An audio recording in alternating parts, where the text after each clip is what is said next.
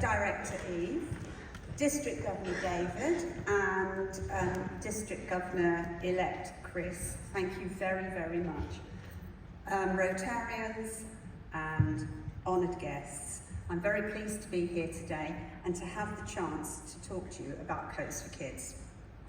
Can I start with a show of hands? I can just about see you all. Those people who have either supported individually or at club level Coats for Kids and know a bit about it. Outstanding, that's great, thank you very much.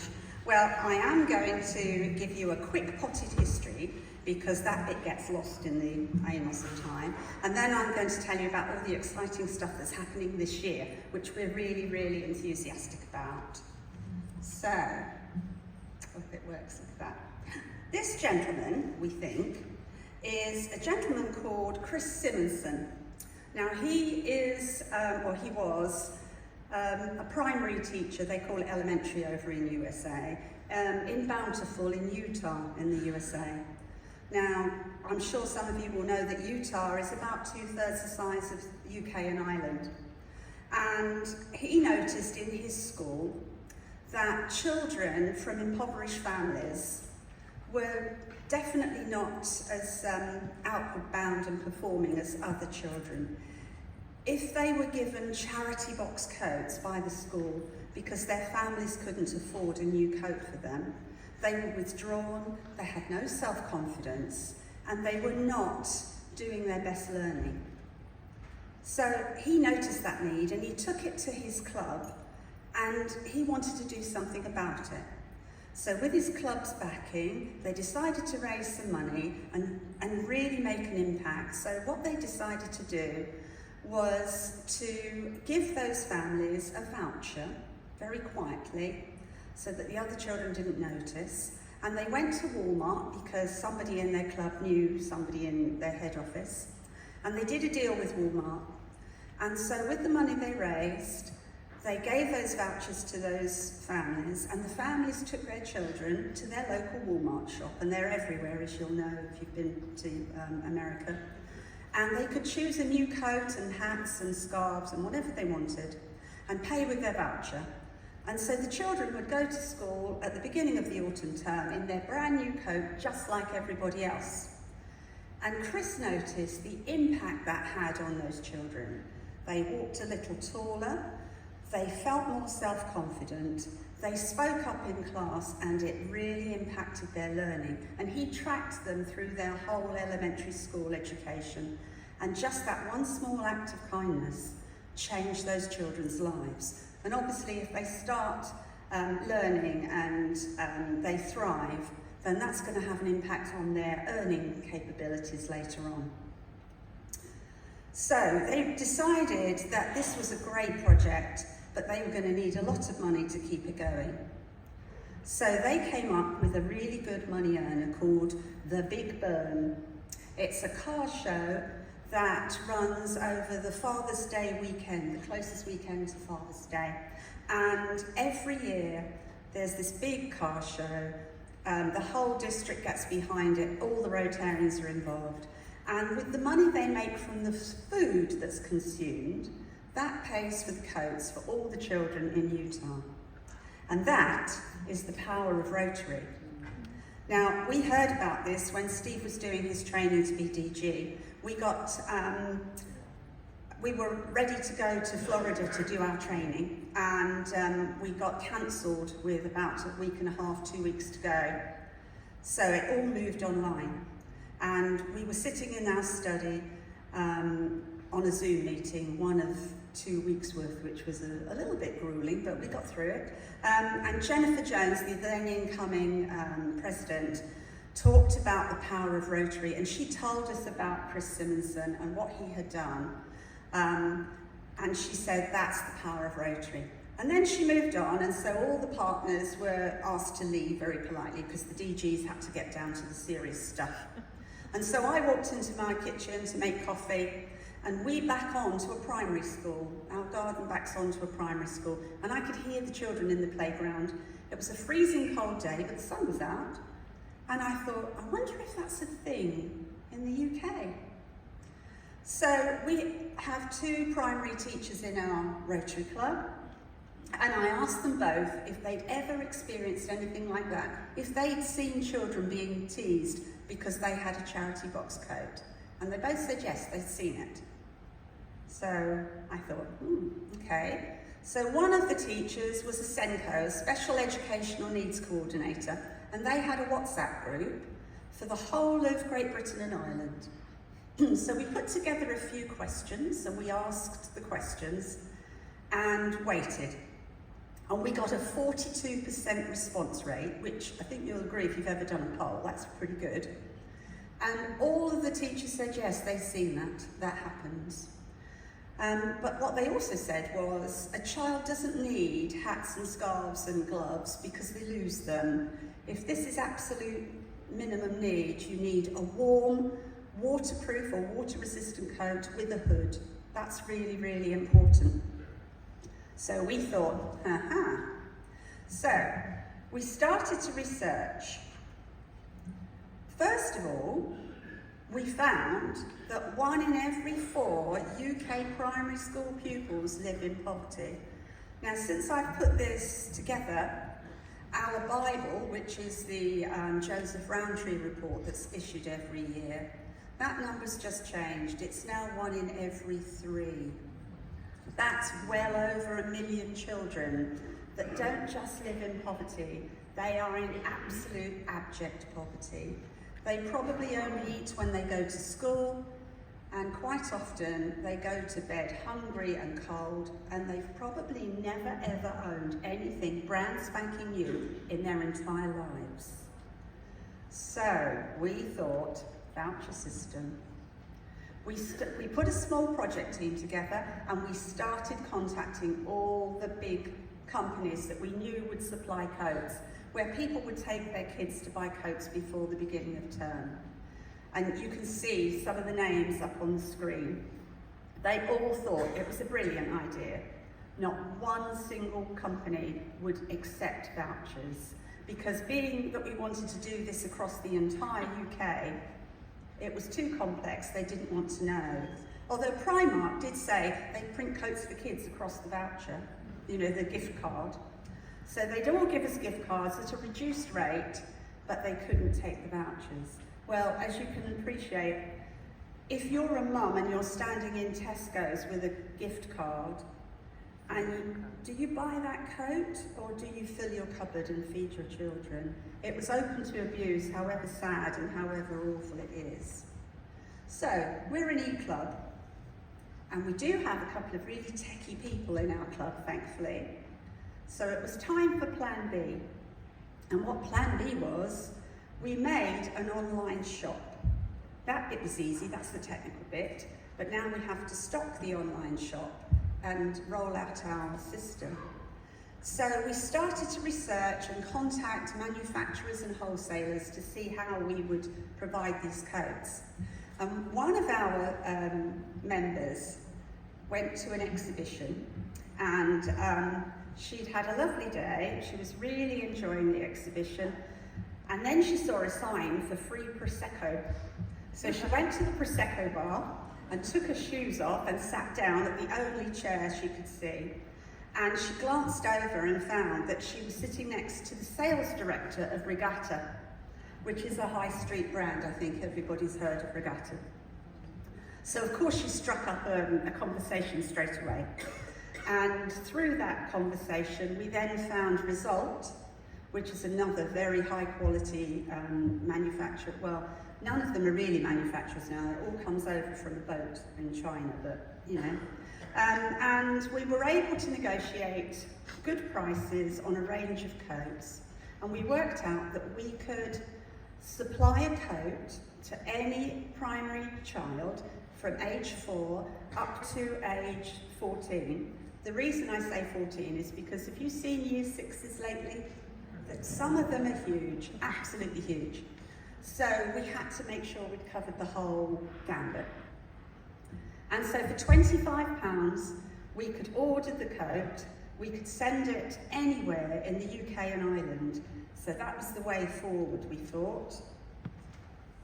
In our first year, we very modestly hoped that we'd raise enough funds to provide 200 coats. And then we started to tell District 1070 what we were doing, because we were very excited about this and we hoped that other people might want to join in. So our first year we wanted to do 200 coats. But because of the power of Rotary, we did 1,089. That was quite good. In year 2, we'd learned a lot, and we modestly hoped that we could get to 2,000 coats. And by now, we were talking to just about anybody who would listen to us. We have been supported by 15 clubs in District 1070, as well as other individuals, and raising money through grants and things. And we'll go anywhere now. We're not proud. We reached out to our clusters, and we started to attend conferences. This picture is one from Eastbourne, I believe. So because we were talking about the power of Rotary and all about the Coats for Kids project, last year we were very fortunate because we were able to supply coats in the Wirral, Manchester, Eastbourne, Suffolk, Devon, Norfolk, a tiny part of London, and we even made it over the border to Scotland. I did an advert for Rotary Radio, which was 120 seconds, so that's quite hard to get into 120 seconds what you want them to know, but we managed it. And then I did an article for the Rotary magazine, and Jeff Mackey's already told you you've all got to read it, so hopefully some of you will have seen it there. And then it's this year. Suddenly we're this year and we're already gearing up, but we've had some exciting changes. This year we became a CIO, a charitable incorporated organisation in our own right. And we have been backed by District 1070 community team, and we thank you so much. And we've had the opportunity to talk to not only district meetings and our clubs, but to spread further afield and more. We spoke to DGs and anybody really that would listen to us. And the power of Rotary has really, really rocked our world. We were fortunate that somebody saw and thought that we needed a bit of a hand, and so we got some free marketing advice. Now this is our poster girl for this year. She's a lovely lady, don't you think? Lovely but sad little girl. And she's on all our marketing material, and she's on our banners. And here's another little fellow. All these children in the images that you're about to see, none of them are real, they're generated by AI. They're very realistic, very, very, very realistic. And so we're able to talk about children and show people images, but we know that they're not real children and it's not going to impact on anybody at all. The children you saw earlier on the Coach Shop site, they are real, but they're professional models, and those pictures are supplied to us by the companies that supply the coats. So, again, here she is without her, oops. Oh, stopped working. Oh, there we are. I can't get that image out of my head whenever I see her. She's just amazing. And then once we're into happier times on our website, there, we have colour and happy smiling children because they're wearing their winter coats. Now these again are all generated by AI, but we simply can't put the right words in because they always appear with scarves and woolly hats, and it doesn't matter how many times we try, we just can't manage to ditch those. So if anybody's a whiz with AI, then please let us know, because we're actually struggling with that bit. I think I'm doing well this time. So this next image This is a real person. I want you to meet Master Teddy Borner. Now, Teddy is 8 years old. Teddy had recently learned to swim, and he was at home with his family, and he heard his mum Vicky, who's a primary teacher, telling her husband about the difference coats had made to those children in her class. There were 3 or 4 children in her class that had received a coat, and she was telling him how flabbergasted she was that one simple act of kindness had had such a profound effect, and how they were more confident, they were speaking up in class, they were really engaged. She just couldn't believe it, and Teddy heard it. And Teddy said to his mum and his dad, perhaps I could raise some money for coats for kids. Perhaps I could do a sponsored thing. Perhaps I could have, I don't know, sponsored donut eating competition. His mum didn't like that. So Vicky is an open water swimmer. So she said, if we're going to do this, Teddy, we really need to do it properly. So Teddy entered for the Great North Swim, which is held every year at the beginning of June at Lake Windermere. Now, he's only 8, so he had to swim 250 metres in Lake Windermere. The water temperature on the day that he did it was, I think it was 15. That's not warm. And his mum put a Just Giving page together, and Teddy wanted to raise £250. That would have been 10 coats, but Teddy didn't raise £250. He finished the swim. He was very, very courageous, because halfway through he swallowed a lot of water, and we've all read about the water quality in Lake Windermere, and he started to cough. So the rescue canoe paddled over and said, hold on to this and I'll tow you back to shore. And he pushed it away and said, no thank you, I have to finish this challenge. And he finished it. Now, we spoke to 3 Counters Radio. I had to get up at 6 o'clock on a Saturday morning to talk to them, and Teddy did too. And they were very enthusiastic about what he was about to do. And as I said, he didn't make his £250 target. He actually raised £2,060. That's 82 coats. 82 children in his district are going to be warmer and happier because of what he's done. We were absolutely blown away by Teddy. And he isn't finished yet. He's still not given up on the donut challenge.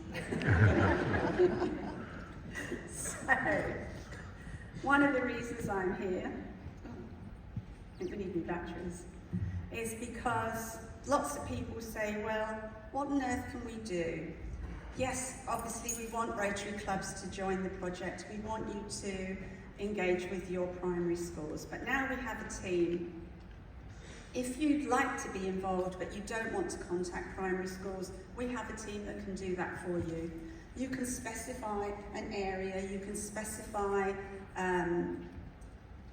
your choice for where the money goes. You could put it into the general pot, so just anybody could have it, and we quite often have to top up, because we find that no matter how many vouchers are offered to a school, they usually need more, and if there are more, they bite your hand off to get them. It's so sad that there are so many, and of course, by offering just a few vouchers to a school, we make them choose which ones are the most in need. So if you have some money and you need a top up, if we've got the money in the pot, we will certainly top those up. We need to get businesses involved. Lots of people have business contacts.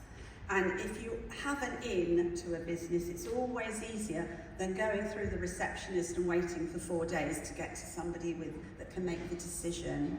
We need you to spread the word. And obviously we do need you to buy vouchers, absolutely do. So, because of the success we've had so far, we rather rashly have launched now our mission to 1 million. I know that we're not going to do that anytime soon, obviously. But if you don't dream big, you never achieve it all. And my father always said, if you have a dream, girl, dream big. So that's what we're trying to do. So in finishing, I just want to read this, forgive me, because I am going to read it. I've got just 2 letters, one from a head teacher and one from a welfare officer. The head teacher one was passed to us by a Rotary Club that he had engaged. So the welfare officer wrote, "I'd just like to say a huge thank you for including our school in the Coats for Kids scheme. Prior to Christmas, I visited parents who had fallen on hard times. They had runs of bad luck. Either their vehicle needed emergency repairs or their fridge, freezer or cooker had broken down, putting a strain on their finances. I spoke to families who struggled with the rising cost of energy prices and providing food for their family, and even paying their monthly rent. Some also didn't have one single present under their Christmas tree. I was delighted to be able to offer the Coats for Kids scheme to them.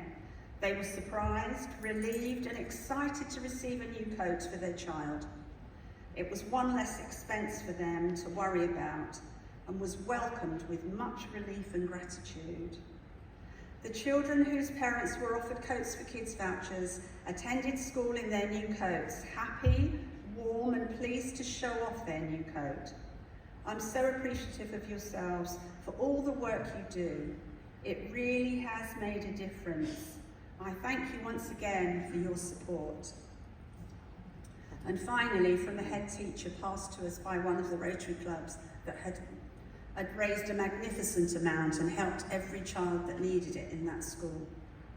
She wrote, "I just wanted to say a big thank you for the Coats vouchers, which we have passed on to 3 families in need. I can share with you that 2 of the families were fleeing domestic abuse and relocated to our city, so are in the process of starting their lives from scratch. The 3rd family is struggling financially due to loss of jobs and mental health issues. The vouchers will make a significant impact on the children's lives and ensure they are warm in the winter months. The other equally positive outcome is for these children's self-esteem, which supports their mental health, in being able to come to school in a warm winter coat like their peers and not feel different or singled out due to life circumstances over which they have no control. Thank you once again." And I just want to finish, QR codes are always handy. I just wanted to paraphrase Jeff Mackey's finishing statement and the slide that he presented this morning. We probably can't change the world, but we can change one person's world. And sincerely, that's what Coats for Kids is doing. Thank you.